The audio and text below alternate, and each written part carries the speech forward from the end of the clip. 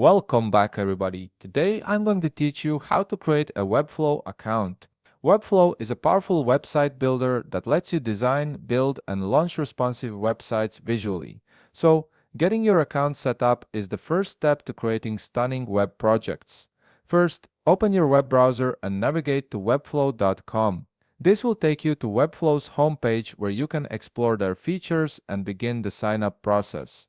Once you're on the site, look towards the upper right panel of the screen. Here you'll see a button that says Start for free. Go ahead and click on it. This button is your gateway to creating a new account and accessing all of Webflow's design tools. After clicking Start for free, you'll be directed to the sign up page. Here you'll see a field asking for your work email address. Type in the email address you want to associate with your Webflow account, then click Continue.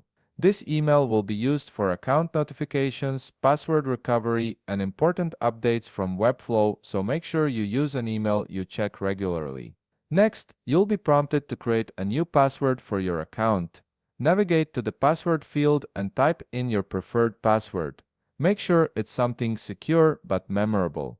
Once you've entered your password, click Create Account. This will finalize the basic setup of your Webflow account and give you access to the platform. Now, if you'd prefer a quicker sign-up process, Webflow also offers the option to sign up using your existing Google account.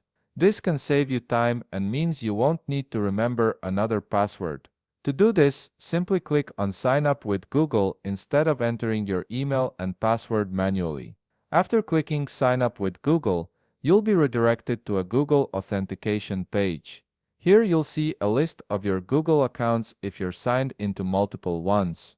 Choose the Google account you want to link with your Webflow account by clicking on it. Once you select your account, Google will handle the authentication and you'll be automatically signed into Webflow.